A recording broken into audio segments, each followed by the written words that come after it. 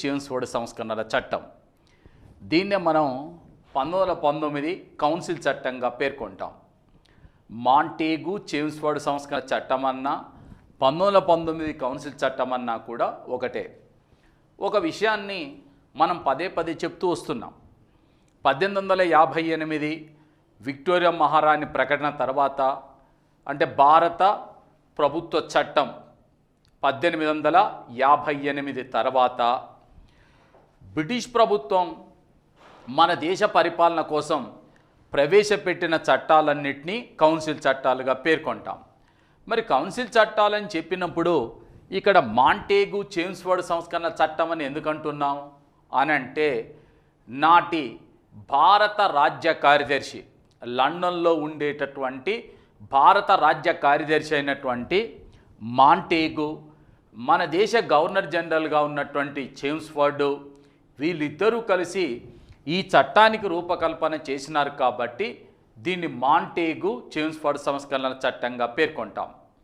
అయితే ఈ చట్టాన్ని ప్రవేశపెట్టడానికంటే ముందు జరిగినటువంటి పరిణామాలు ఏమిటి, ఏ పరిణామాల తదనంతరం ఈ చట్టాన్ని ప్రవేశపెట్టారు అని గనక మనం ఒకసారి పరిశీలించినట్లయితే, ఫస్ట్ ఆఫ్ ఆల్ 1909లో వచ్చినటువంటి మింటో మార్లే సంస్కరణల చట్టం ఏదైతే ఉందో, ఈ కౌన్సిల్ చట్టం భారతీయులని సంతృప్తి పరచలేకపోయింది.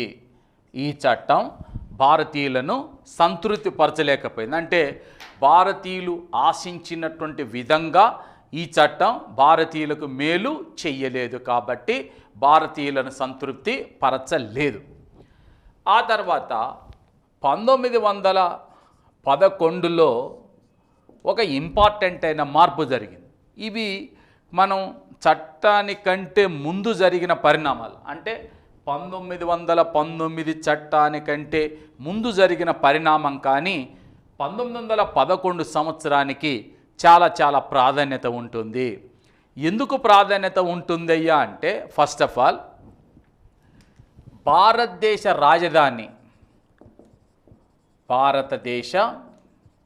రాజధాని దీన్ని యాక్చువల్గా కలకత్తా నుండి ఢిల్లీకి మార్చారు. ఇక్కడ మీరు గమనించాల్సినటువంటి అంశం ఏంటంటే, బ్రిటిష్ వాడు భారతదేశంలో తన సామ్రాజ్యాన్ని నెలకొల్పి పరిపాలన చేసేటప్పుడు 1911 వరకు కూడా కలకత్తానే రాజధానిగా చేసుకొని పరిపాలన చేశాడు. బహుశా మీకు గతంలో మనం 1773 రెగ్యులేటింగ్ చట్టం గురించి చెప్పేటప్పుడు కూడా ఒక విషయం చెప్పాం. 1774లో కలకత్తాలోని ఫోర్ట్ విలియం కోటలో సుప్రీంకోర్టును ఏర్పాటు చేశారని చెప్పాం. మరి దేశ రాజధాని కలకత్తా నుంచే పరిపాలన బ్రిటిష్ వాడు చేశాడు కాబట్టి సుప్రీంకోర్టును కూడా కలకత్తాలోనే ఏర్పాటు చేయటం జరిగింది. అందువలన మన దేశ పరిపాలనని బ్రిటిష్ వాడు కలకత్తా నుంచి దేశ రాజధానిగా చేసుకుని దాన్నే రాజధాని చేసుకొని పరిపాలించినారు. సో అక్కడి నుంచి ఢిల్లీకి మార్చడం జరిగింది. This is one of the important aspect అనమాట.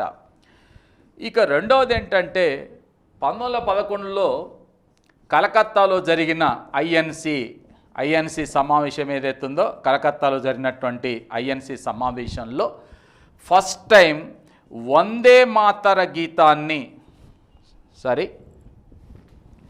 జనగణమనను అధికారికంగా భారత జాతీయ కాంగ్రెస్ సమావేశంలో అధికారికంగా ఆలపించడం జరిగింది. అధికారికంగా జనగణమనని ఆలపించినారు. అందరికీ ఐడియా ఉంటుంది, భారత జాతీయ గీతం జనగణమన. దీన్ని రచించినటువంటి వ్యక్తి రవీంద్రనాథ్ ఠాగూర్. ఒక్కొక్కసారి ఎగ్జామినర్స్ ప్రశ్నించేటప్పుడు కూడా దీన్ని అడుగుతుంటారు. ఎలా అడుగుతుంటారంటే, కొంచెం కన్ఫ్యూజ్ చేసి అడుగుతుంటారు. ఎలా కన్ఫ్యూజ్ చేస్తారంటే, మన గతం జరిగినటువంటి గ్రూప్ 2 ఎగ్జామ్లో వాడు ఒక విచిత్రమైన ప్రశ్న వేశాడు. ఏమని అంటే, భారత జాతీయ పతాకానికి రూపకల్పన చేసిన వ్యక్తి ఎవరు అని అడగలేదు. మరి ఏమడిగారు? భారత జాతీయ పతాకానికి రూపకల్పన చేసిన పింగళి వెంకయ్య ప్రశ్న వాడే వేసినాడు, ఆన్సర్ వాడే ఇచ్చి ఈ పతాకానికి ఈ కింది ప్రదేశంలో రూపకల్పన చేసినట్టుగా ప్రతీతి, అంటే విజయవాడలో రూపకల్పన చేసినట్టుగా ప్రతీతి. మరి దాన్ని ఇప్పుడు నేను ఇక్కడ ఎందుకు చెప్తున్నాను అంటే భారత జాతీయ గీతమైనటువంటి జనగణమనను కూడా రవీంద్రనాథ్ ఠాగూరు చిత్తూరు జిల్లాలో ఉన్నటువంటి మదనపల్లి సమీపంలో ఉన్నటువంటి హార్సిలీ హిల్స్లో ఉన్నప్పుడే దీన్ని రాశాడనేటటువంటిది ఒక ప్రతీతి. కాబట్టే ఈ అంశాన్ని ఇక్కడ మీకు నేను గుర్తు చేయాల్సి వచ్చింది. ఈ రెండో అంశం. ఇక మూడో అంశం ఏంటంటే ముఖ్యంగా ఇక్కడ ఈ బెంగాల్ విభజన ఏదైతే ఉందో ఈ బెంగాల్ విభజనని రద్దు చేయడం జరిగింది. వాస్తవంగా బెంగాల్ విభజన ఎవరు చేశారు? లార్డ్ కర్జన్ చేశాడు. బెంగాల్ విభజన ఎప్పుడు చేశాడు? 1905లో చేశాడు. సో 1905లో బెంగాల్ విభజన రెండుగా విభజించినటువంటి లార్డ్ కర్జన్ తీసుకున్న నిర్ణయాన్ని ఇక్కడ రద్దు చేయటం జరిగింది. ఈ కాలంలో మన దేశం యొక్క గవర్నర్ జనరల్గా పనిచేస్తున్న వ్యక్తి ఎవరయ్యా అంటే లార్డ్ హార్డింజ్. ఇతను భారతదేశ గవర్నర్ జనరల్గా పనిచేస్తున్నాడు. ఇది ఎందుకు చెప్పాల్సి వచ్చింది అంటే ఏ గవర్నర్ జనరల్ కాలంలో భారతదేశ రాజధానిని కలకత్తా నుంచి ఢిల్లీకి మార్చారంటే లార్డ్ హార్డింజ్ కాలంలో మార్చారు. ఒకటి. రెండో విషయం ఏంటంటే బెంగాల్ విభజన ఎవరి కాలంలో జరిగిందంటే లార్డ్ కర్జన్. మరి బెంగాల్ విభజన రద్దు చేసినటువంటి గవర్నర్ జనరల్ ఎవరయ్యా అంటే లార్డ్ హార్డింజ్. కాబట్టి ఈ గవర్నర్ జనరల్ యొక్క పేరును కూడా మనం ఖచ్చితంగా దృష్టి అందించుకోవాల్సినటువంటి అవసరం ఉంటుంది. దీని తర్వాత అత్యంత ముఖ్యమైనటువంటి అంశం ఏంటంటే మనకు 1914 నుంచి 18 వరకు ప్రపంచంలో ఒక ముఖ్యమైనటువంటి సంఘటన జరిగింది. దాన్ని ఏమంటున్నామంటే మనం మొదటి ప్రపంచ యుద్ధం జరిగింది. మొదటి ప్రపంచ యుద్ధం జరిగింది. ఎప్పుడు? 1914 నుంచి 1918 వరకు మొదటి ప్రపంచ యుద్ధం జరిగింది. ఈ మొదటి ప్రపంచ యుద్ధానికి భారత స్వాతంత్రోద్యమానికి కొంచెం సంబంధం ఉన్నది. అంటే మనం ఐడియా ఉంచుకోవాల్సినటువంటి అంశం. ఎందుకంటే ఇక్కడ బ్రిటిష్ వాడు మొదటి ప్రపంచ యుద్ధం ప్రారంభం కాగానే బ్రిటిష్ వాళ్ళు భారతీయుల యొక్క సహకారాన్ని కోరారు. భారతీయుల యొక్క సహకారం కోరారు. ఏమని? మొదటి ప్రపంచ యుద్ధంలో భారతీయులు బ్రిటిష్ వారికి సహకరించినట్లయితే, మొదటి ప్రపంచ యుద్ధంలో భారతీయులు బ్రిటిష్ వారికి సహకరించినట్లయితే యుద్ధం ముగిసిన తర్వాత బ్రిటిష్ ప్రభుత్వం భారతీయులకు ఏదో ఒక ఇంపార్టెంట్ అయిన మేలు చేస్తుంది అనేటటువంటి ఉద్దేశంతో మొదట పేర్కొన్నారు. ఆ తర్వాత ఇంకొక అడుగు ముందుకేసి మీకు అధినివేశ ప్రతిపత్తి, డొమినియన్ స్టేటస్ కల్పిస్తామని కూడా హామీ ఇచ్చినారు. డొమినియన్ స్టేటస్ అంటే అర్థం ఏంటిది? డొమినియన్ స్టేటస్ అంటే అర్థం ఏమిటి అంటే మీకు కొన్ని పరిమిత అధికారాలని బదిలీ చేస్తామని చెప్పి పేర్కొన్నాడు. డొమినియన్ స్టేటస్ అంటే పరిమితమైన అధికారాలు భారతీయులకు బదిలీ చేస్తాం. ఏం చేస్తే? భారతీయులు మొదటి ప్రపంచ యుద్ధంలో బ్రిటిష్ వారికి సహకరించినట్లయితే యుద్ధం ముగిసిన తర్వాత బ్రిటిష్ వాడు భారతీయులకు కొన్ని పరిమితమైన అధికారాలని బదిలీ చేస్తామని చెప్పి పేర్కొన్నారు. సో ఈ క్రమంలో మరి మన ప్రముఖులుగా ఉన్నటువంటి, ఆనాడు ప్రముఖులుగా ఉన్నటువంటి ముఖ్యంగా గాంధీ కావచ్చు, లేకుంటే రవీంద్రనాథ్ ఠాగూర్ లాంటి వాళ్ళు కూడా భారతీయులు బ్రిటిష్ వారికి సహకరించాలని పిలుపు ఇవ్వటంతో, అంటే మన వాళ్ళ అభిప్రాయం చెప్పడంతో గాంధీకి బ్రిటిష్ వారు కైజర్ ఏ హింద్ అనే బిరుదునిచ్చినారు. కైజర్ ఏ హింద్ అనేటటువంటి బిరుదు ఎవరికి ఇచ్చినారు? ఈ బిరుదు గాంధీకి ప్రదానం చేయటం జరిగింది. కాగా రవీంద్రనాథ్ ఠాగూర్కు నైట్హుడ్ లేదా సర్, నైట్హుడ్ లేదా సర్ అని రవీంద్రనాథ్ ఠాగూర్కు బిరుదునివ్వటం జరిగింది.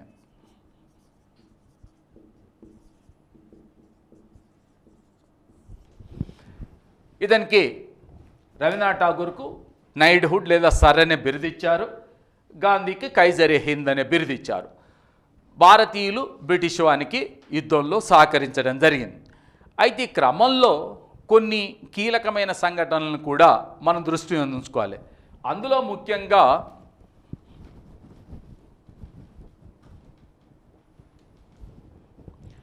(1916) ఒక ఇంపార్టెంట్ అయినటువంటి ఉద్యమం జరిగింది. దాన్నే హోమ్ రూల్ ఉద్యమం అంటాము. హోమ్ రూల్ ఉద్యమం. హోమ్ రూల్ ఉద్యమం అంటే హోమ్ అంటే ఇల్లు, రూల్ అంటే పరిపాలన. అంటే ఇంటి పాలన అర్థమా? కాదు. ఏం పరిపాలన? స్వయం పాలన ఉద్యమం అనేటటువంటి జరిగింది. స్వయం పాలన ఈ ఉద్యమాన్ని నిర్వహించడం. మరి దీన్ని నిర్వహించింది ఎవరయ్యా అంటే శ్రీమతి అనీ బెసెంట్ మరియు బాలగంగాధర్ తిలక్. బాలగంగాధర్ తిలక్, అనీ బెసెంట్లు కలిసి హోమ్ రూల్ లీగ్ అనే సంస్థని స్థాపించి 1916లో ఈ ఉద్యమాన్ని నిర్వహించినారు. ఎందుకు అనంటే బ్రిటిష్ వారు భారతదేశం వచ్చిన నాటి నుంచి కూడా ఒక సిద్ధాంతాన్ని పదే పదే చెప్తూ వచ్చారు. ఏమిటా సిద్ధాంతం అంటే వైట్స్మెన్ బర్డెన్ థియరీ.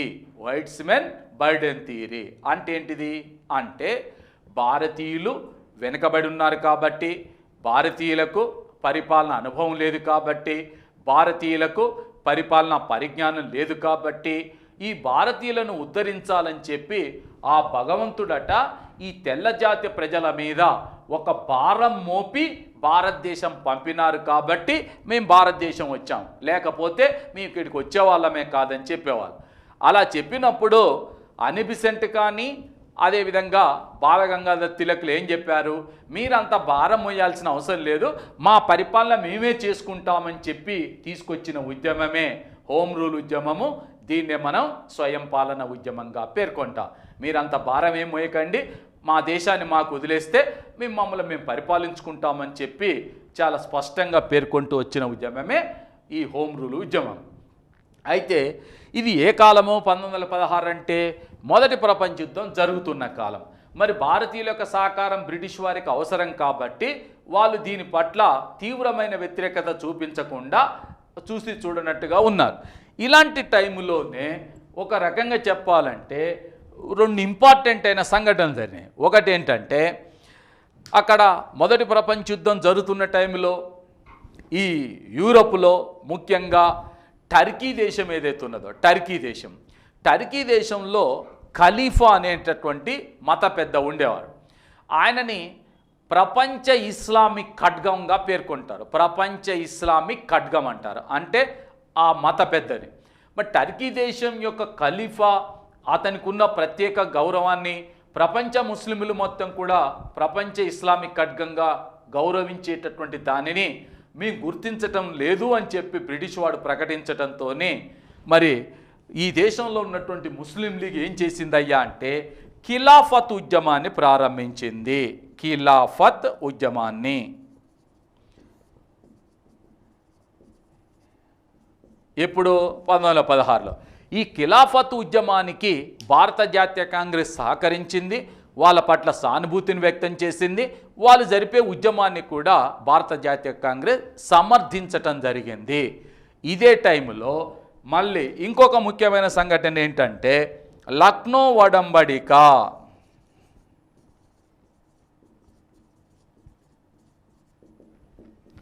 లక్నో ఒడంబడిక జరిగింది. ఎవరి మధ్యన అని అంటే అతివాదులు మితవాదుల మధ్యన లక్నో ఒడంబడిక జరిగింది. ఈ విషయాన్ని మీరు ఐడియా ఉంచుకోవాలి. ఎందుకంటే 1907లో భారత జాతీయ కాంగ్రెస్ రెండుగా చీలిపోయింది.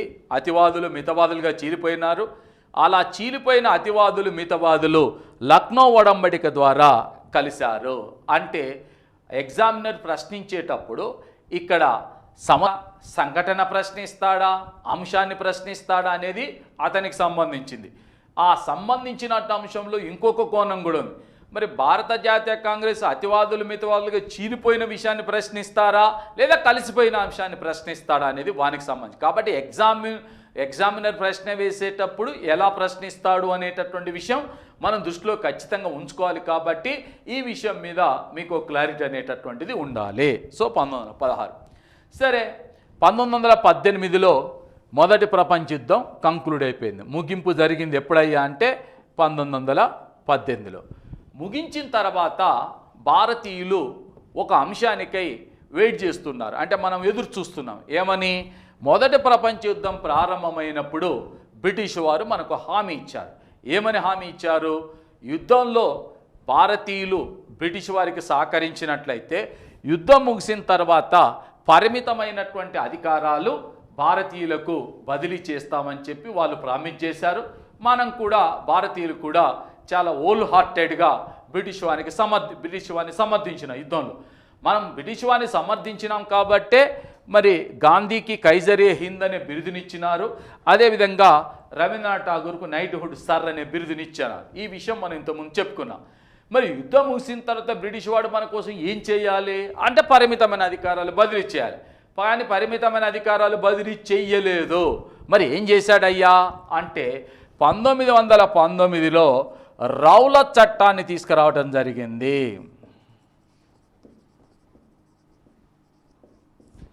ఏ చట్టం తీసుకొచ్చాడయ్యా అంటే రౌలత్ చట్టాన్ని తీసుకురావడం జరిగింది. రౌలత్ చట్టం యొక్క ప్రత్యేకత ఏమిటి అంటే రౌలత్ చట్టానికి ఉన్న ప్రత్యేకత ఏమిటి అంటే ఇక్కడ బ్రిటిష్ వాడు భారతీయులకు మేలు చేస్తాడని మనం అనుకున్నాం, కానీ వాడు తీసుకొచ్చిన చట్టం కీడు చేసేటటువంటి చట్టం తీసుకురావడం జరిగింది. మేలు చేసే చట్టం కాదు, కీడు చేసే చట్టాన్ని తీసుకొచ్చాడు. ఎందుకు నేనంత ఖచ్చితంగా చెప్తున్నాను అంటే మనకు మొదటి ప్రపంచ యుద్ధంలో మనం బ్రిటిష్ వారికి చాలా ఓల్ హార్టెడ్గా అంటే మనం సంపూర్ణమైనటువంటి సహకారాన్ని అందించాం. దీనికి బదులుగా బ్రిటిష్ వాడు మనకు మేలు చేయాల్సింది పోయి కీడు చేసినాడు. కీడు అంటే ఏమిటి? 1919లో వచ్చిన రౌలత్ చట్టం. మరి రౌలత్ చట్టం ఏం చెప్తుందయ్యా అనంటే భారతీయులు బ్రిటిష్ ప్రభుత్వాన్ని వ్యతిరేకించకూడదు. రౌలత్ చట్టంలోని ముఖ్యమైన అంశాలు: భారతీయులు బ్రిటిష్ ప్రభుత్వాన్ని వ్యతిరేకించకూడదు, బ్రిటిష్ ప్రభుత్వాన్ని విమర్శించకూడదు, బ్రిటిష్ ప్రభుత్వానికి వ్యతిరేకంగా ప్రదర్శనలు చెయ్యకూడదు, బ్రిటిష్ ప్రభుత్వానికి వ్యతిరేకంగా సభలు సమావేశాలు నిర్వహించకూడదు, బ్రిటిష్ ప్రభుత్వాన్ని విమర్శిస్తూ పత్రికల్లో వార్తలు రాయకూడదు, బ్రిటిష్ ప్రభుత్వానికి వ్యతిరేకంగా ప్రదర్శనలు చేయరాదు. అంటే బ్రిటిష్ ప్రభుత్వానికి వ్యతిరేకంగా ప్రదర్శన చేయరాదు, మీటింగు పెట్టరాదు, విమర్శించరాదు, పత్రికల్లో వార్త రాయకూడదు, బ్రిటిష్ ప్రభుత్వానికి వ్యతిరేకంగా ఆయుధాలు ధరించి తిరగకూడదు. ఇవి రౌలత్ చట్టంలో పేర్కొన్నటువంటి అంశాలు. అంటే అర్థం ఏంటిది? బ్రిటిష్ ప్రభుత్వం ఎలాంటి పరిపాలన చేసినా కూడా, ఏ విధమైన పరిపాలన చేసినా కూడా, ఎంత దారుణంగా పరిపాలించినా కూడా బ్రిటిష్ ప్రభుత్వాన్ని మనం విమర్శించకూడదు. విమర్శించకూడదంటే అర్థం ఏంటిది? భారతీయులకు స్వేచ్ఛ లేదు, స్వేచ్ఛా స్వాతంత్రాలు లేవు, భావ ప్రకటన స్వేచ్ఛ, రైట్ టు ఎక్స్ప్రెస్ అనేటటువంటి హక్కులు లేకుండా చేసింది ఈ చట్టం. సో ఈ చట్టం భారతీయుల యొక్క స్వేచ్ఛా స్వాతంత్రాల పాలిట ఒక శాపంగా మారింది. కాబట్టి ఈ చట్టం మరి మనకు కీడు చేయటానికి ఉపయోగించినారు. కాబట్టి ఈ చట్టానికి వ్యతిరేకంగా దేశవ్యాప్తంగా కూడా అనేక ప్రాంతాలలో ప్రజలంతా కూడా ఉద్యమ రూపంలోకి వచ్చారు. వాళ్ళంతా వీధుల్లోకి వచ్చారు, ఈ చట్టాన్ని తీవ్రంగా విమర్శిస్తున్నారు. ఈ చట్టానికి వ్యతిరేకంగా పత్రికల్లో వార్తలు వచ్చినాయి. ఇలాంటి పరిస్థితులలోనే మరి పంజాబ్ రాష్ట్రంలో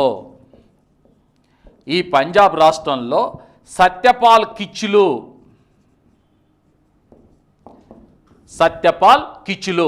అనేటటువంటి ఒక నాయకుడిని బ్రిటిష్ ప్రభుత్వం అరెస్ట్ చేయటం జరిగింది. ఈ చట్టాన్ని రౌలత్ చట్టాన్ని వ్యతిరేకిస్తూ ఉద్యమం నిర్వహిస్తున్నటువంటి కాలంలో సత్యపాల్ కిచ్లు అనేటటువంటి ప్రముఖ నాయకుడిని బ్రిటిష్ ప్రభుత్వం అరెస్ట్ చేసి జైల్లో నిర్బంధించింది. అలాంటి టైంలో ఈ చట్టాన్ని వ్యతిరేకిస్తూ సత్యపాల్ కిచ్లును యొక్క అరెస్టును వ్యతిరేకిస్తూ, సత్యపాల్ కిచ్లు అనే మన నాయకుడిని అరెస్టు చేయటాన్ని వ్యతిరేకిస్తూ ప్రజలంతా కూడా అమృత్సర్లో ఉన్నటువంటి జలియన్వాలా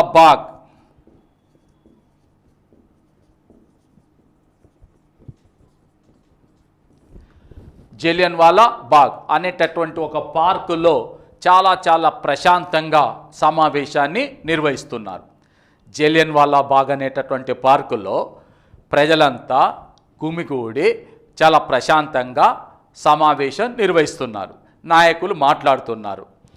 అలాంటి టైంలో ఎందుకోసం సమావేశమైనారు?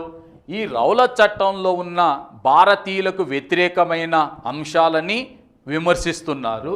సత్యపాల్ కిచ్లు యొక్క అరెస్టుని విమర్శిస్తూ చాలా ప్రశాంతంగా సమావేశమై చర్చిస్తున్నారు. ఇలాంటి టైంలో మరి ఆ జలియన్వాలా బాగ్ పార్క్ ఎలా ఉంటుందయ్యా అంటే, చుట్టూ కూడా కోటగోడలు లాంటి కోటలు నిర్మించేటప్పుడు చాలా ఎత్తైనటువంటి గోడ ఉంది. అందులోకి వెళ్ళటానికి ఒక ఇరుకైనటువంటి దారి మాత్రమే ఉండేది. ఎవరైనా లోనికి వెళ్ళాలన్నా బయటికి రావాలన్నా కూడా అక్కడి నుంచే వెళ్ళాల్సి ఉంటుంది. చుట్టూ కోటగోడలు లాంటి చాలా ఎత్తైనటువంటి గోడలు ఉన్నాయి. ఎక్కడి నుంచి లోనికి వెళ్ళటానికి లేదు, బయటికి రావటానికి అంతకంటే అవకాశం లేదు. అలాంటి పరిస్థితులలో జలియన్వాలా బాగ్ ఆ పార్కులో లోనికి వెళ్ళేటటువంటి ఆ ఇరుకైన దారిలోకి వచ్చి జనరల్ డయ్యర్ తన సైనిక బలగాలను తీసుకొని వచ్చి ప్రజలపై విచక్షణారహితంగా కాల్పులు జరిపాడు. అంటే ప్రజలని పిట్టల మాదిరిగా కాల్చి చంపాడు. అంటే ఇక్కడ ఒక అంశం ఉంది. అంశం ఏంటంటే, ప్రపంచంలో ఎక్కడైనా సరే పోలీసులు ప్రజలపై కాల్పులు జరిపేటప్పుడు కొన్ని పద్ధతులను పాటిస్తారు. కొన్ని పద్ధతులు పాటించడం ఏంటంటే, ఫస్ట్ ఆఫ్ ఆల్ గాల్లోకి కాల్పులు జరుపుతారు. ఇది రూల్ అనమాట. గాల్లోకి కాల్పులు జరుపుతారు. గాల్లోకి కాల్పులు జరిపినప్పుడు ప్రజలు ఎక్కడ వాళ్ళు అక్కడ పారిపోతే వాళ్ళని అనకూడదు. గాల్లో కాల్పులు జరిపినా కూడా ప్రజలు పారిపోకుండా ఒకవేళ వాళ్ళు పోలీసుల పైకి సైన్యం పైకి వచ్చారనుకోండి, అప్పుడు ఏం చేయాలి? కాళ్ళకు కాల్చాలి. ఇది రెండో స్టెప్. కాళ్ళకు కూడా కాల్చినా కూడా వినకుండా తమ ప్రాణాలకే ప్రమాదం వచ్చినప్పుడు డైరెక్ట్గా షూట్ చేయాలి. ఇది పద్ధతి వాస్తవంగా. అంటే ఇప్పుడున్న వాటర్ కెనాన్లు, రబ్బర్ బుల్లెట్లు, టియర్ గ్యాసులు అప్పుడు లేవు కాబట్టి ఆ రోజులో పోలీసులు ప్రజలపై కాల్పులు జరిపేటప్పుడు ఈ 3 పద్ధతులను అనుసరించేవారు. కానీ జనరల్ డయ్యర్ ఎలాంటి ముందస్తు అంటే హెచ్చరిక లేకుండా, గాల్లో కాల్పులు జరపకుండానే డైరెక్ట్గా ప్రజలందరినీ కూడా పిట్టలను కాల్చినట్టు కాల్చి చంపడం జరిగింది. ఎంత దారుణం అంటే, ఆ జలియన్వాలా బాగ్ పార్కులోకి వచ్చిన వాళ్ళు ఎవరైనా సరే మంచినీళ్ళు తాగటం కోసం ఒక చిన్న బావి ఉంటే ఆ బావిలోకి దిగితే ప్రాణాలు కాపాడుకోవచ్చు అని చెప్పి కొంత బతుకు భయంతో ఆ బావిలోకి దిగితే బావిలో ఉన్న ప్రజలపై కూడా కాల్పులు, బావిలోనే 13 మంది చనిపోయినారు. అంటే ఈ రోజున ఆ ప్రజలపైన కాల్పులు జరిపినటువంటి విషయాలని ఆ జలియన్వాలా బాగ్ పార్కుని నేషనల్ మ్యూజియంగా చేశారు. ఎవరైనా అమృత్సర్ వెళ్తే జలియన్వాలా బాగ్ పార్కులో ఆనాడు జనరల్ డయ్యర్ జరిపిన కాల్పులకు సంబంధించి ఆ గోడలకు మొత్తం కూడా పెచ్చెలు ఊడిపోయి ఇప్పటికి కూడా ఉంటవి. అది చూడవచ్చును. అంటే అనేక మంది పోరాటాలు చేస్తేనే భారతదేశం స్వాతంత్రం సంపాదించిందని పదే చెప్పుకుంటాం. అలాంటి దాంట్లో జలియన్వాలా బాగ్ దురంతం ఒక ఇంపార్టెంట్ అయినటువంటి అంశంగా మీరు దృష్టి ఉంచుకోవాలి. విషయం ఏంటంటే, ఇక్కడ ఎంత దారుణం అంటే, మనం వాస్తవంగా మొదటి ప్రపంచ యుద్ధంలో మనస్ఫూర్తిగా మనం వానికి సహకరించినాం. వాడు మనకు మేలు చేయాల్సింది పోయి కీడు చేసినాడు. అంటే రౌలత్ చట్టం వచ్చింది. ఇదేమిటి తప్పని చెప్తే జలియన్వాలా బాగ్ పార్కులో ప్రజల్ని ఆల్మోస్ట్ 100 మంది ప్రజల్ని కాల్చి చంపడం జరిగింది. ఇలాంటి పరిస్థితులలో భారతీయులంతా కూడా బ్రిటిష్ ప్రభుత్వం ఇప్పటికైనా సరే జనరల్ డయ్యర్ని శిక్షిస్తుందేమని చెప్పి మన వాళ్ళంతా ఎదురు చూశారు. కానీ అది అరణ్య రోదనేది. ఎందుకంటే జనరల్ డయ్యర్ని లండన్ పిలిపించి వానికో మంచి శాల్వా కప్పేసి భారతదేశంలో బ్రిటిష్ సామ్రాజ్య సంరక్షకుడు అని బిరుదునిచ్చి వారిని సత్కరించి భారతదేశం పంపడం జరిగింది. అలాంటి పరిస్థితుల్లో ఏమీ చేయలేనటువంటి పరిస్థితులలో ఒక వ్యక్తి, దేశభక్తుడైనటువంటి ఒక వ్యక్తి లండన్ వెళ్ళి రూమ్ కిరాయి తీసుకొని 7 సంవత్సరాలు అక్కడే ఉండి ఈ జనరల్ డయ్యర్ భారతదేశంలో పదవి విరమణ చేసి లండన్ వచ్చిన తర్వాత అతన్ని కాల్చి చంపి ఉరిశిక్షను అనుభవించినాడు. అతడే దేశభక్తుడైన ఉద్ధమ్ సింగ్. ఆ ఉద్ధమ్ సింగ్ పేరు మీదనే ఇవాళ ఉత్తరప్రదేశ్లో ఉద్ధమ్ సింగ్ నగర్ అనేటటువంటి జిల్లా, ఒక జిల్లాకు ఆ పేరు పెట్టడం జరిగింది. సో అంటే అలాంటి ఇక ఆ చనిపోయినటువంటి వాళ్ళ యొక్క ఆత్మలు ఏ విధంగా ఘోషిస్తాయనేది మనం కూడా అర్థం చేసుకోవచ్చును. తర్వాత ఈ బ్యాక్గ్రౌండ్ అంటే మీ అందరు కూడా మనం గుర్తుంచుకోవాల్సింది ఏంటంటే, నేను మీకు ముందే చెప్పాను, జాతీయ ఉద్యమానికి సంబంధించిన కొన్ని సంఘటనలు చెప్తూ దాంతోపాటు మన ఇంపార్టెంట్ మన అసలు టాపిక్ ఏమిటి, భారత రాజ్యాంగ చరిత్ర, భారత రాజ్యాంగ పరిణామక్రమం. ఈ పైన రాసినటువంటి మాంటేగు చేమ్స్ఫర్డ్ సంస్కరణల చట్టం ఏదైతుందో అది ఎకాఎకిన రాలేదు. ఏ బ్యాక్డ్రాప్లో వచ్చింది, ఏ బ్యాక్గ్రౌండ్లో వచ్చింది అంటే ఈ సంఘటనలన్నింటిని కూడా మనం దృష్టి ఉంచుకోవాల్సినటువంటి అవసరం ఉంది. 1909లో వచ్చిన కౌన్సిల్ చట్టం భారత ప్రజల్ని సంతృప్తిపరచలేకపోయింది. ఆ తర్వాత మొదటి ప్రపంచ యుద్ధం జరుగుతున్నటువంటి టైంలో హోమ్ రూల్ ఉద్యమం జరిగింది. ఆ తర్వాత మొదటి ప్రపంచ యుద్ధంలో భారతీయులు బ్రిటిష్ వారికి సహకరించినారు. దానికే మనం ఏమనుకున్నాం, కైజరే హింద్, గాంధీకి ఇచ్చిన నైట్ హుడ్ అనేటటువంటి బిరుదు, నైట్ హుడ్ లేదా సర్ అనేటటువంటి బిరుదు రవీంద్రనాథ్ ఠాగూర్కి ఇచ్చారని చెప్పాం. ఇక్కడ మళ్ళీ నేను ఈ విషయాన్ని ఎందుకు చెప్పాల్సి వచ్చిందంటే, ఇక్కడ మీకు ఒక కీలకమైన అంశం ఉంది, అందుకోసం నేను చెప్పాల్సి వచ్చింది. మొదటి ప్రపంచ యుద్ధంలో భారతీయులు బ్రిటిష్ వారికి సహకరించాలని చెప్పినందుకు గాంధీకి కైజరే హింద్ అనే బిరుదు ఇచ్చినారు, రవీంద్రనాథ్ ఠాగూర్ నైట్ హుడ్ ఇచ్చానని చెప్పాం.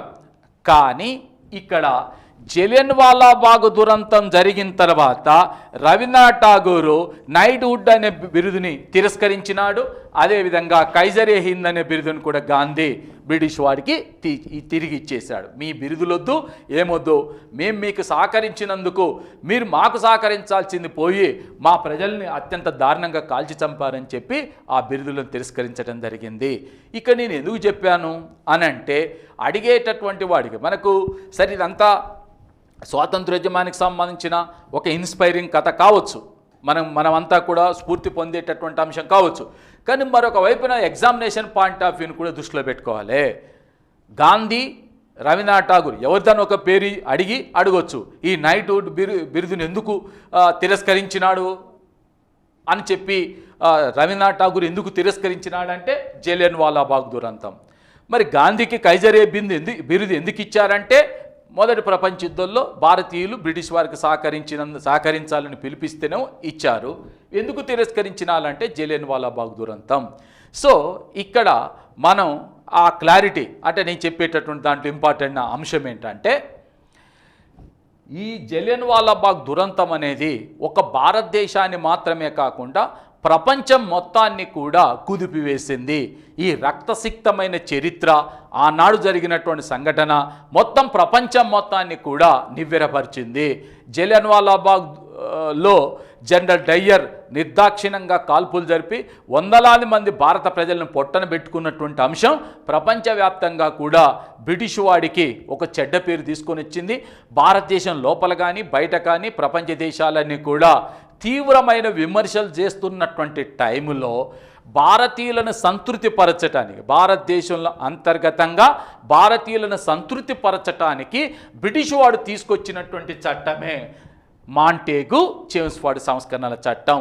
ఈ బ్యాక్డ్రాప్లో బ్రిటిష్ వాడు తీసుకొచ్చినటువంటి చట్టమే మాంటేగు చేమ్స్ఫర్డ్ సంస్కరణల చట్టం. దాన్నే 1919 కౌన్సిల్ చట్టం అని పేర్కొంటున్నాం. ఇక్కడ మీకు దృష్టిలో పెట్టుకోవాల్సినటువంటి ఇంపార్టెంట్ అయినటువంటి అంశం ఏంటంటే, మళ్ళీ చెప్తున్నాను, నాటి భారత రాజ్య కార్యదర్శి అయిన మాంటేగు, లండన్లో ఉన్న మాంటేగు, భారతదేశంలో ఉన్న గవర్నర్ జనరల్ అయిన చేమ్స్ఫర్డ్, వీరిద్దరూ కలిసి ఈ చట్టానికి రూపకల్పన చేసినారు కాబట్టే దీన్ని మాంటేగు చేమ్స్ఫర్డ్ సంస్కరణ చట్టం లేదా 1919 కౌన్సిల్ చట్టం అని చెప్పి పేర్కొంటాం. సో ఆ చట్టం రావటానికి ఈ పరిస్థితులన్నీ కారణమైనవి. ఇప్పుడు మనం పరిశీలించాల్సినటువంటి అంశం ఏంటయ్యా అంటే, ఈ చట్టం ద్వారా బ్రిటిష్ వాడు భారతదేశంలో ఏ విషయాలు ప్రవేశపెట్టాడు, అవి తర్వాత కాలంలో మన రాజ్యాంగాన్ని రచించటానికి, మన రాజ్యాంగాన్ని రూపొందించటానికి ఏ విధంగా తోడ్పడినవి అనేటటువంటి అంశమే మనకి ఇంపార్టెంట్ అయిన అంశం కాబట్టి, మన ఎగ్జామినేషన్ పాయింట్ ఆఫ్ వ్యూలో మనకి ఇంపార్టెంట్ కాబట్టి అవేంటో మనం ఒకసారి పరిశీలిద్దాం. ఈ చట్టం ద్వారా ప్రవేశపెట్టబడినటువంటి అంశాలు ఏమిటన్నప్పుడు, ఈ చట్టానికి ఒక ప్రవేశిక ఉంది. ఆ ప్రవేశికలో ఏం రాసినారు అంటే, ఈ చట్టం యొక్క ఉద్దేశం అనేది ప్రవేశికలో రాశారు. ఏమని చెప్పారు అంటే, భారతదేశంలో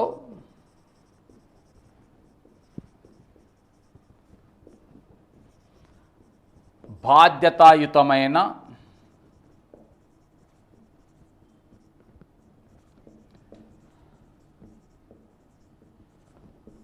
పరిపాలన ప్రవేశపెట్టమే తమ లక్ష్యంగా పేర్కొన్నారు. 1919 మాంటేగు చేమ్స్ఫోర్డ్ సంస్కరణల చట్టం, 1919 కౌన్సిల్ చట్టం ద్వారా ఒక ప్రవేశికని, ఈ చట్టానికి ఒక ప్రవేశికని రూపకల్పన చేసినారు. ఆ ప్రవేశికలు ఏం పొందుపరిచారయ్యా అంటే, భారతదేశంలో బాధ్యతాయుతమైన పరిపాలన ప్రవేశపెట్టడమే ఈ చట్టం యొక్క ముఖ్య లక్ష్యంగా పేర్కొన్నారు. తద్వారా ఈ చట్టం ద్వారా ప్రవేశపెట్టిన అంశాల్లో అత్యంత ముఖ్యమైనటువంటి అంశం ఏమిటయ్యా అంటే, అధికారాల విభజన. అంటే ఎలా? ప్రభుత్వం యొక్క అధికారాలు ఏవైతే ఉన్నాయో వాటిని 2 జాబితాలుగా వర్గీకరణ చేశారు. ఒకటి కేంద్ర జాబితా,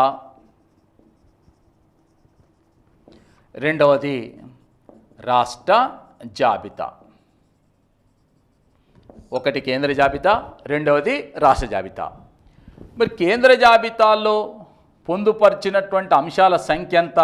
48 అంశాలు ఇక్కడ పొందుపరిచారు. ఇక్కడ ఒక 50 అంశాలని పొందుపరిచారు. సరే, మీకు ఇక్కడ అందరికీ భారత రాజ్యాంగం పైన పర్ఫెక్ట్ అయినటువంటి అవగాహన లేకపోయినా కూడా మీ అందరికీ చాలామందికి అంటే ఈ విషయాలపైన అందరికీ అవగాహన ఉంటుంది. ఎలా అంటే, ఇప్పుడు భారతదేశంలో నోట్లని ముద్రించేది ఎవరు అంటే, ఎవరు ముద్రిస్తారు? రిజర్వ్ బ్యాంకు వాళ్ళు ముద్రిస్తారు. అంటే అర్థం ఏంటిది? కరెన్సీ ఏ అధీనంలో ఉంటుంది? కేంద్ర ప్రభుత్వమే కేంద్రం ఆధీనంలో ఉంటుంది. రైల్వేలు, పోస్ట్ ఆఫీసులు, విమానయానం, నౌకాయానం ఇలాంటివన్నీ కేంద్ర జాబితాలో ఉంటాయి. మరి పోలీసులు, శాంతి భద్రతలు, రోడ్లు, రవాణా, వ్యవసాయం, నీటిపారుదల లాంటి అంశాలు రాష్ట్ర జాబితాలు ఉంటాయి. అంటే ప్రభుత్వం పరిపాలన చేసేటప్పుడు మొత్తం అధికారాలని అటు కేంద్రం కానీ లేక మొత్తం అధికారాలని రాష్ట్రం కానీ నిర్వహించకుండా ప్రభుత్వ అధికారాలని ఇద్దరి మధ్యన, కేంద్రానికి రాష్ట్రాలకు మధ్యన పంపిణీ చేయటం జరిగింది. అది 1919 చట్టం ద్వారా చేశారు. ఇది చాలా చాలా ఇంపార్టెంట్ అయినటువంటి అంశం. ఎందుకంటే మీకు ఇప్పుడు సందర్భం వచ్చింది కాబట్టి నేను మీకు ఒక వివరణ చెప్తాను. ఇలా కేంద్రానికి రాష్ట్రాలకు మధ్యన అధికారాల పంపిణీ చేసినట్లయితే దాన్ని మనం సమాఖ్య విధానంగా పేర్కొంటాము. అంటే బ్రిటిష్ వాడు భారతదేశంలో డైరెక్ట్గా సమాఖ్య అనే పేరు చెప్పకపోయినా, పేరు పెట్టకపోయినా కూడా సమాఖ్యకు సంబంధించిన ఒక పునాదిని మాత్రం ఇక్కడ వేశాడు. ఎలా? కేంద్ర రాష్ట్రాల మధ్యన అధికారాలను పంపిణీ చేయటం ద్వారా సమాఖ్యకు సంబంధించిన ఒక బీజం వేయటం జరిగింది. This is the most important one. ఓకేనా? దీని తర్వాత రెండో అంశం ఏంటంటే, మన దేశంలో కేంద్ర స్థాయిలో ద్విసభా విధానాన్ని ప్రవేశపెట్టారు. ద్విసభా విధానం అంటే అర్థం ఏంటిది? ద్విసభా విధానం అంటే ఎగువ సభ, దిగువ సభ అంటే 2 సభల విధానాన్ని ఏర్పాటు చేశారు. ఎగువ సభని కౌన్సిల్ ఆఫ్ స్టేట్స్ గాను,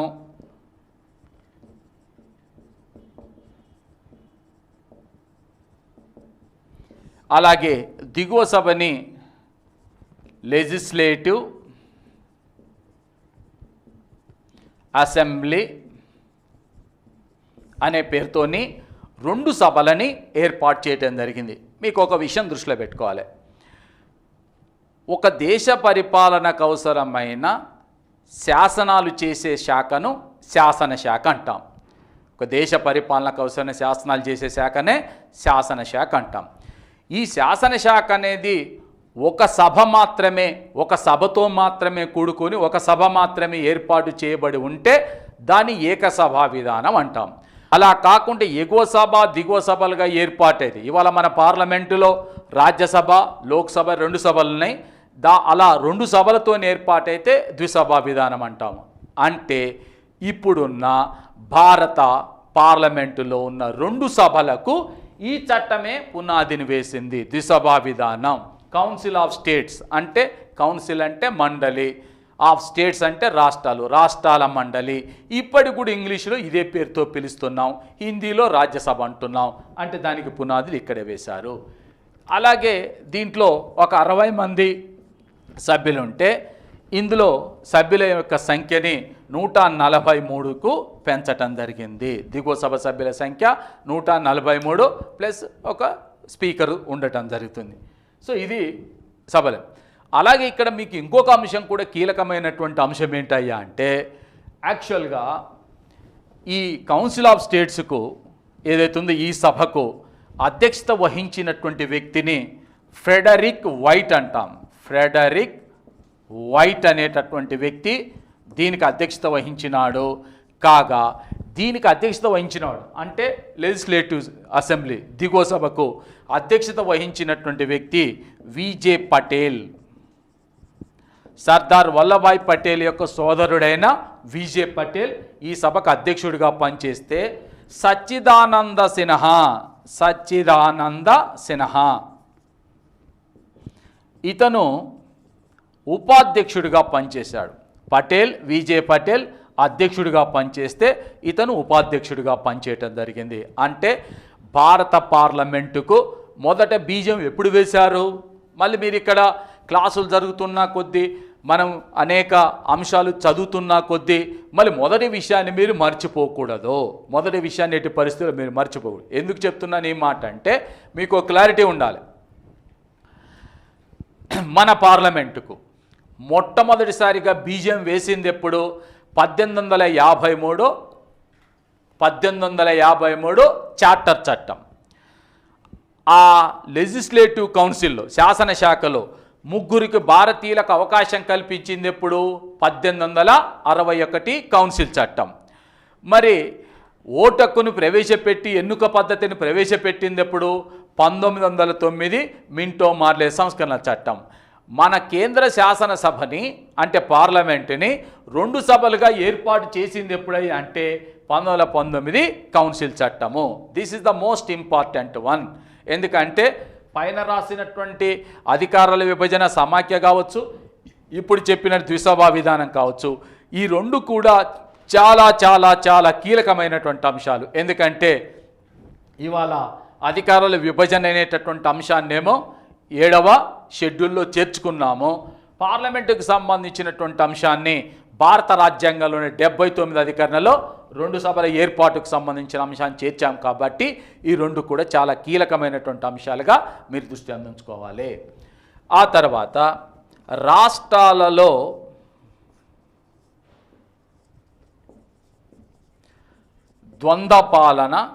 ద్వంద్వ ప్రభుత్వాన్ని ఏర్పాటు చేయటం జరిగింది. ద్వంద్వ ప్రభుత్వం, దీన్నే ఇంగ్లీషులో మనం డయార్కీ అంటాము. డయార్కీ అన్న ద్వంద్వ ప్రభుత్వం అన్నాక ఇంగ్లీష్లో డయార్కీ అంటారు, తెలుగులో ద్వంద్వ ప్రభుత్వం అంటారు. ఎందుకు దీన్ని ద్వంద్వ ప్రభుత్వం అంటున్నాము అంటే ముఖ్యంగా మనకు రాష్ట్ర జాబితాలో మొత్తం అంశాల సంఖ్య 50. ఈ 50 అంశాలను కూడా ద్వంద్వ ప్రభుత్వాన్ని ప్రవేశపెట్టిన తర్వాత ఏం చేశారు? తిరిగి మళ్ళీ దీన్ని 2 జాబితాలు చేశారు. ఒకటి రిజర్వ్డ్ జాబితా,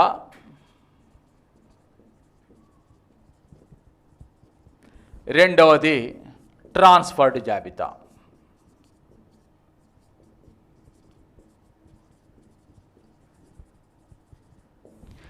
ఎన్ని జాబితాలు చేశారు? 2 జాబితాలు. ఒకటి రిజర్వ్డ్ జాబితా, 2 ట్రాన్స్ఫర్డ్ జాబితా. ఇక్కడ మళ్ళీ మీరు ఐడియా ఉంచుకోవాలి, కేంద్ర రాష్ట్ర ప్రభుత్వాల మధ్యన అధికారాల పంపిణీ చేస్తేనేమో దాన్ని సమాఖ్య విధానం అంటాం.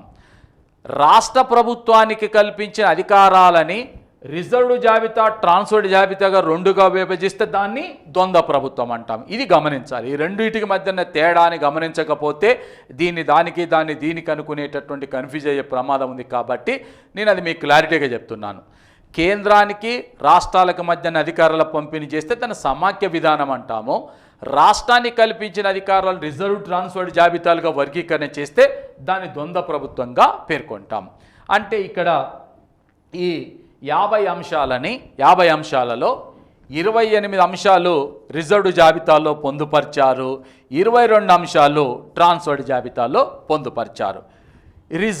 రిజర్వ్డ్ అంటే ఈ అధికారాలు ఇందులో ఈ రిజర్వ్డ్ జాబితాలో చాలా కీలకమైన అంశాలు, ఇంపార్టెంట్ అయిన అంశాలు అంటే హోంశాఖ కావచ్చు, ఆర్థిక శాఖ కావచ్చు, వ్యవసాయ శాఖ కావచ్చు, న్యాయశాఖ కావచ్చు, ఇలాంటి కీలకమైన అంశాలు మొత్తం రిజర్వ్డ్ జాబితాలో అడ్డుపెట్టుకొని వాళ్ళే రిజర్వ్ చేసుకొని వాళ్ళ దగ్గరని అడ్డుపెట్టుకొని ఈ అంశాలపైన అధికారాలన్నీ బ్రిటిష్ గవర్నర్ ఎవరైతే ఉన్నారో అతనికి అధికారాలు కల్పించినారు. రిజర్వ్డ్ జాబితా అంటే బ్రిటిష్ వాడు రిజర్వ్ చేసుకున్న అంశాలు. అందులో ఎన్ని అంశాలు ఉన్నాయి? 28 అంశాలు. దీనిపైన అధికారం ఎవరికి ఇచ్చినాడు? బ్రిటిష్ గవర్నర్కి ఇచ్చినారు.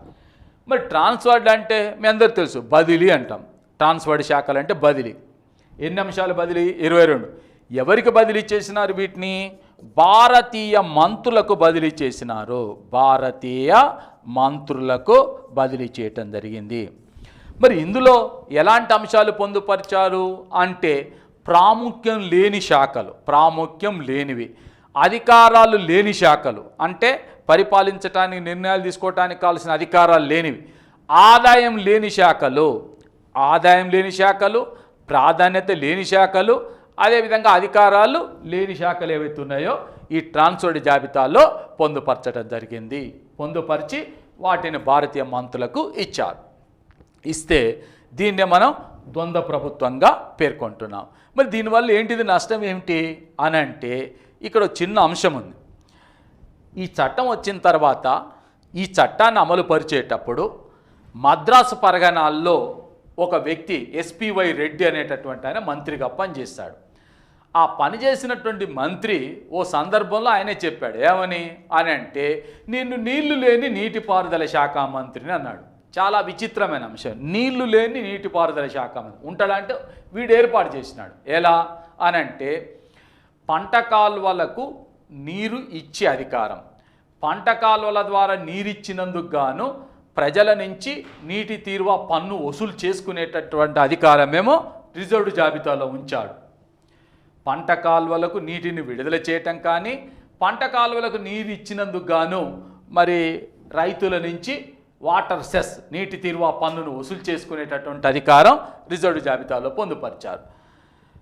మరి ట్రాన్స్ఫర్డ్ జాబితాలో ఏం చేర్చారు అని అంటే, కాలువల్లో ఏర్పడే పూడిక తీసివేయటం, కాలువలు ఏమైనా పూడిక ఏర్పడితే తీసివేయటం, కాలువలకు ఏమైనా గండ్లు పడితే వాటిని పూడ్చటం, తూముల మరమ్మతులు అంటే వాటర్ డిస్ట్రిబ్యూట్ చేసే సెంటర్ దగ్గర ఏమైనా సమస్యలు వస్తే వాటిని పరిష్కరించటం.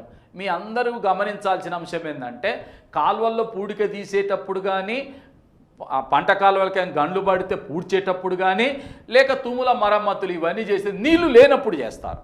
అందుకని వాడు నీళ్లు లేని నీటిపారుదల శాఖ మంత్రిని అని చెప్పుకుంటే, వైసీ చింతామణి అని చెప్పి మధ్య పరిగణాలు, ఇప్పుడు మధ్యప్రదేశ్ అని చెప్పుకునే మధ్య పరిగణాల్లో మంత్రిగా పనిచేసిన వైసీ చింతామణి ఏమన్నాడు? నేను అడవులు లేని అటవీ శాఖ మంత్రిని అన్నాడు. అడవులు లేకుంటే అటవీ శాఖ మంత్రి ఉంటాడా అంటే వీడు ఏర్పాటు చేశాడు. ఎట్లా ఏర్పాటు చేశాడు అంటే, అడవులని నరికివేయగా వచ్చే కలప ఏదైతుందో అది అమ్ముకునే అధికారం, దానిపై నిర్ణయం తీసుకునే అధికారం రిజర్వ్డ్ జాబితాలో ఉంది. కానీ అడవులని పెంపకం, రక్షణ చేసే బాధ్యతని ట్రాన్స్ఫర్డ్ జాబితాలో పొందుపరిచారు. అందుకనే వైసీ చింతామణి అన్నాడు, అరే అబ్బాయి నన్ను దయచేసి మీరు అటవీ శాఖ మంత్రి అనకండి, మొక్కల మంత్రి అంటే బాగుంటుంది, మొక్కలను పెంచి పోషించడం నా బాధ్యత కాబట్టి. అంటే అర్థం ఏంటిదంటే, ప్రాధాన్యత కలిగినటువంటి అధికారం ఉన్న అంశాలు మొత్తం రిజర్వ్డ్ జాబితాలో పొందుపరిచారు. ఎలాంటి ప్రాధాన్యత లేని, అధికారం లేని, ఆదాయం లేని శాఖలు మొత్తం ట్రాన్స్ఫర్డ్ జాబితాలో పొందుపరిచారు. అందువల్లనే బ్రిటన్ దేశానికి చెందినటువంటి కూపులాండ్ అనే చరిత్రకారుడట ఒకరోజు మరి కలకత్తా నగర వీధుల్లో నడుచుకుంటూ వెళ్తున్నాడట. నడుచుకుంటూ వెళ్ళేటప్పుడు ఈ కుళాయి దగ్గర, కుళాయి అంటే వాటర్ పంపం, అంటే బజార్లో వచ్చేటటువంటి నల్లా ఏదైతే ఉంటుందో అక్కడ వాటర్ పట్టుకునేటప్పుడట అమ్మలక్కలు పంచాయతీ పెట్టుకున్నారు. జనరల్గా అప్పుడప్పుడు బిందెలు తీసుకుని అటు ఇటు పోరాడుతుంటారు కదా. ఆ పంచాయతీ పెట్టుకునేటప్పుడట ఒక ఆమె ఇంకొక ఆమెను తిడుతుందట. ఏమని? నువ్వే పెద్ద డయార్కి అంటే ఆమె ఈమెను నువ్వే పెద్ద డయార్కి. డయార్కి అంటే అర్థం ఏంటిది అని అంటే ద్వంద్వ ప్రభుత్వం. అంటే భారతదేశంలో బ్రిటిష్ వాడు ప్రవేశపెట్టిన డయార్కి ద్వంద్వ ప్రభుత్వం అనేది ఆఖరికి ఒక తిట్టుగా మారిందని బ్రిటిష్ చరిత్రకారుడే రాశాడు. అంటే బ్రిటిష్ వాడు భారతదేశంలో చేసిన ప్రయోగం ఎలాంటిది అనేది దీన్ని బట్టి మనం అర్థం చేసుకోవచ్చును. ఇక దీని తర్వాత మీరు ఫస్ట్ ఆఫ్ ఆల్ కేంద్ర రాష్ట్రాల మధ్య అధికారాల పంపిణీ చేసినాడు. రెండవది కేంద్రంలో ద్విసభా విధానాన్ని ఏర్పాటు చేశాడు. మూడవది రాష్ట్రాలలో ద్వంద్వ ప్రభుత్వం. ఇంకా ఈ చట్టం ద్వారా ప్రవేశపెట్టబడిన ఇంకా కొన్ని ముఖ్యమైనటువంటి అంశాలు ఏమిటయ్యా అంటే, ఇక్కడ సిక్కులకు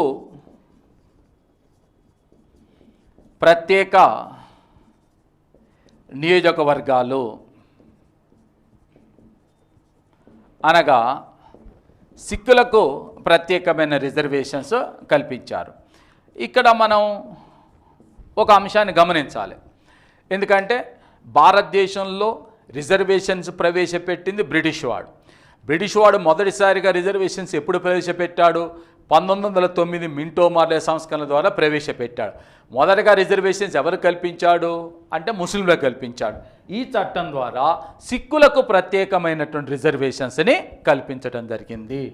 అలాగే ముఖ్యంగా ఇక్కడ బ్రిటిష్ ప్రభుత్వం ప్రవేశపెట్టినటువంటి అంశాల్లో అత్యంత కీలకమైనటువంటి అంశం ఏంటంటే ఆడిటర్ జనరల్ అనేటటువంటి పదవిని ఏర్పాటు చేశారు. ఆడిటర్ జనరల్ ఇక్కడ మోస్ట్ ఇంపార్టెంట్ వన్. మీకు ఎంతమందికి ఐడియా ఉంటుందో మరి నాకు తెలియదు. ప్రభుత్వం చేసే ప్రతి నయా పైసా ఖర్చును కూడా తనిఖీ చేస్తారు, అంటే ఆడిట్ చేస్తారు. అని ఆడిట్ చేయటం అంటే తనిఖీ చేయటం. ఇవాళ అటు కేంద్ర ప్రభుత్వానికి 30 లక్షల కోట్ల పైగా ఆదాయం డబ్బులు వచ్చేటప్పుడు మళ్ళీ కేంద్ర ప్రభుత్వం చేసే ఖర్చును వచ్చే రూపాయి పోయే రూపాయి, వచ్చే ఆదాయాన్ని చేసే ఖర్చు మొత్తాన్ని కూడా కంట్రోలర్ అండ్ ఆడిటర్ జనరల్ తనిఖీ చేస్తాడు. రాష్ట్రంలోనైతే అకౌంటెంట్ జనరల్ తనిఖీ చేస్తాడు. ప్రభుత్వానికి వచ్చే ఆదాయాన్ని చేసే ఖర్చులను కూడా తనిఖీ చేస్తారు. ఆ తనిఖీ చేసేటటువంటి పదవిని ఆడిటర్ జనరల్ అనేటటువంటి పదవిని ఈ చట్టం ద్వారా ప్రవేశపెట్టడం జరిగింది. మరొక కీలకమైనటువంటి అంశం ఏంటంటే ఛాంబర్ ఆఫ్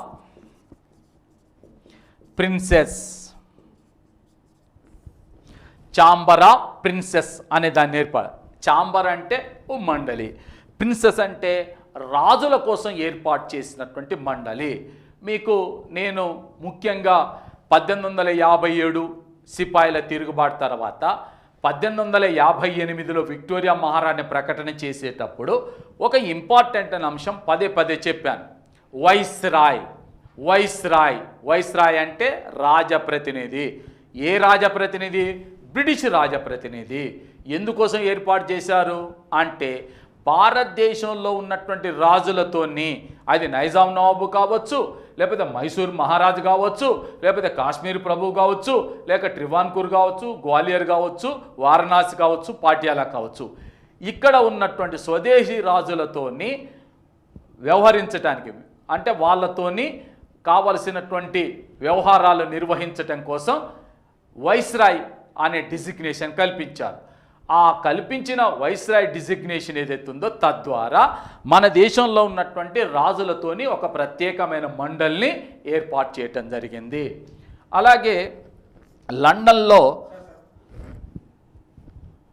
అలాగే మనకు లండన్లో ముఖ్యంగా భారత హై కమిషనర్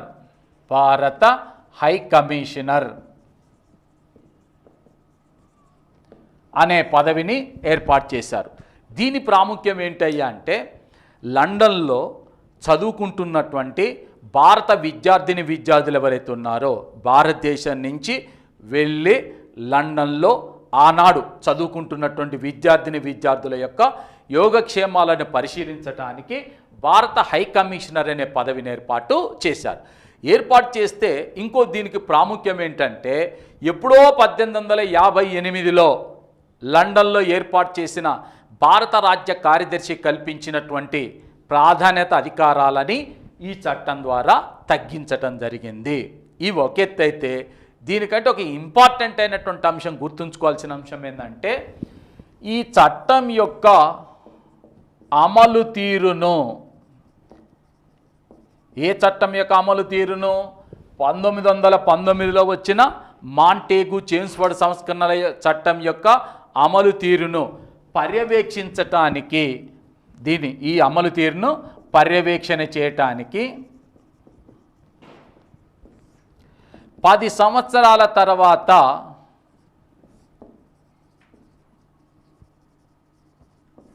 ఒక కమిషన్ భారతదేశాన్ని సందర్శిస్తుందని చెప్పి పేర్కొనడం జరిగింది. 1919 చట్టం దీని అమలు తీరు అంటే భారతదేశంలో బ్రిటిష్ ప్రభుత్వం యొక్క పరిపాలనా తీరుని పర్యవేక్షించడానికి 10 సంవత్సరాల తర్వాత ఓ కమిషన్ భారతదేశాన్ని పంపిస్తామని చెప్పారు. ఇక్కడే నేను చెప్పేది ఏంటంటే ఆ కమిషనే 1928లో భారతదేశాన్ని సందర్శించిన Simon commission. So Simon commission భారతదేశం ఎప్పుడు వచ్చిందయ్యా అంటే 28లో వచ్చింది. ఎందుకోసం వచ్చిందయ్యా అంటే 1919 చట్టం యొక్క అమలు తీరుని పర్యవేక్షించటానికి, అంటే భారతదేశంలో బ్రిటిష్ ప్రభుత్వం యొక్క పరిపాలన తీరుని పర్యవేక్షించటానికి సైమన్ కమిషన్ భారతదేశాన్ని 1928లో సందర్శించటం జరిగింది. దీంట్లో 2 ఉన్నాయండి. ఒకటి, మాంటేగు చేమ్స్ఫోర్డ్ సంస్కరణ చట్టం యొక్క అమలు తీరుని పర్యవేక్షించటానికి భారతదేశంలో పర్యటించిన కమిషన్ ఏది? Simon commission. భారతదేశంలో బ్రిటిష్ ప్రభుత్వం యొక్క పరిపాలన తీరును పర్యవేక్షించడానికి భారతదేశాన్ని సందర్శించిన కమిషన్ ఏది? Simon commission. లేదు ఇంకొక రకంగా అడగొచ్చు, సైమన్ కమిషన్ భారతదేశానికి ఎందుకు వచ్చింది? ఎందుకు వచ్చిందంటే బ్రిటిష్ ప్రభుత్వం యొక్క పరిపాలన తీరుని పర్యవేక్షించడానికి 1928లో భారతదేశాన్ని సందర్శించడం జరిగింది. సో ఇవి ఈ కమిషన్ అంటే ఈ చట్టం ద్వారా భారతదేశంలో బ్రిటిష్ వాడు ప్రవేశపెట్టిన అత్యంత కీలకమైనటువంటి అంశాలు. 1, కేంద్ర రాష్ట్రాల మధ్యన అధికారాల పంపిణీ. 2, కేంద్రంలో ద్విసభా విధానాన్ని ఏర్పాటు చేయటం. 3, రాష్ట్రాల్లో ద్వంద్వ ప్రభుత్వాన్ని ఏర్పాటు చేయటం. 4, సిక్కులకు ప్రత్యేకమైనటువంటి నియోజకవర్గ రిజర్వేషన్స్ కల్పించటం. 5, ఆడిటర్ జనరల్ పదవిని ఏర్పాటు చేయటం. 6, ఛాంబర్ ఆఫ్ ప్రిన్సెస్ని ఏర్పాటు చేయటం. ఆ తర్వాత భారత హై కమిషనర్ పదవిని లండన్లో ఏర్పాటు చేయటం. ఆ తర్వాత ఈ దేశం యొక్క పరిపాలనను పర్యవేక్షించడానికి 10 సంవత్సరాల తర్వాత కమిషన్ పంపిస్తామని చెప్పటం. ఇక్కడ మీ అందరూ దృష్టిలో పెట్టుకోవాల్సిన కీలకమైన అంశాలు ఏంటంటే ఇది డైరెక్ట్గా భారత రాజ్యాంగంలో చేర్చుకున్నాము. ఇది ఇప్పుడు భారతదేశంలో పార్లమెంటుకు సంబంధించింది. కంట్రోల్ అండ్ ఆడిటర్ జనరల్ అనే పదవి కూడా ఏర్పాటు చేసుకున్నాం. అంటే మనం పదే చెప్తున్నాం, బ్రిటిష్ వాడు ప్రవేశపెట్టిన చట్టాలలో ఉన్న అన్ని అంశాలు మన కీలకం ఇంపార్టెంట్ కాదు. వాడు ప్రవేశపెట్టిన చట్టాల ద్వారా వచ్చిన అంశాలు ఏవైతే ఉన్నాయో అవి తర్వాత కాలంలో భారత రాజ్యాంగ రచనకు మన రాజ్యాంగాన్ని రూపొందించడానికి తోడ్పడితే అవి ఇంపార్టెంట్, దాన్ని మనం ఇంపార్టెంట్గా తీసుకోవాలి. కాబట్టి ఇవి చాలా కీలకమైన అంశాలు. అయితే ఇక్కడ ఈ చట్టం ప్రవేశపెట్టిన 1919లో కానీ దీన్ని 1919లో అమలు చెయ్యలేదు. మరి ఎప్పుడు అమలు చేశారయ్యా ఈ చట్టాన్ని అని అంటే ముఖ్యంగా ఈ చట్టాన్ని 1919 చట్టాన్ని 1921లో అమలు చేయటం జరిగింది.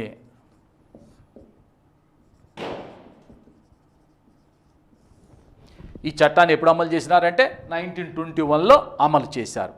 అయితే దీనికి ఈ చట్టాన్ని అమలు చేసేటటువంటి దానికి సంబంధించి ఒక ఇంపార్టెంట్ అయినటువంటి అంశాన్ని నేను మీ దృష్టికి తీసుకురావాల్సినటువంటి అవసరం ఉంది. ఏంటంటే ఫస్ట్ ఆఫ్ ఆల్ మనకు సాధారణ బడ్జెట్ ఏదైతే ఉన్నదో దీని నుంచి రైల్వే బడ్జెట్ని వేరు చేయటం జరిగింది. సాధారణ బడ్జెట్ నుంచి రైల్వే బడ్జెట్ని వేరు చేశారు. ఈ చట్టం ద్వారా 1921 తర్వాత అమలు చేసిన ఇంపార్టెంట్ అయిన అంశం. మరొక అంశం ఏంటంటే ఇక్కడ పబ్లిక్ అకౌంట్స్ కమిటీని ఏర్పాటు చేశారు. పబ్లిక్ అకౌంట్స్ కమిటీని ప్రత్యేకంగా ఏర్పాటు చేశారు. పబ్లిక్ అకౌంట్స్ కమిటీని ఏర్పాటు చేయటువంటి అర్థం ఏంటి అంటే, చాలాసార్లు ఈ ప్రశ్న పదే అడుగుతున్నారు. భారత పార్లమెంటులో ఏర్పాటైన అతి పురాతనమైన పార్లమెంటరీ కమిటీ ఇది పబ్లిక్ అకౌంట్స్ కమిటీ. ఇది పార్లమెంట్లో ఉంటుంది. ఏం చేస్తుంది ఇది అంటే, ప్రభుత్వం చేసేటటువంటి ఖర్చులు ఏవైతే ఉన్నాయో ఆ ఖర్చులన్నింటిని కూడా ఈ కమిటీ తనిఖీ చేస్తుంది. పార్లమెంటు ప్రతి రూపాయ ఎలా ఖర్చు పెట్టాలో పార్లమెంటే నిర్ణయిస్తుంది బడ్జెట్ రూపంలో. ప్రభుత్వము ఏ రూపాయ దేనికోసం ఖర్చు పెట్టాలి, ఎలా ఖర్చు పెట్టాలని పార్లమెంటే బడ్జెట్ రూపంలో నిర్ణయిస్తుంది. పార్లమెంటు నిర్ణయించిన విషయాన్ని ప్రభుత్వం ఖర్చు చేస్తుంది, అమలు చేస్తుంది.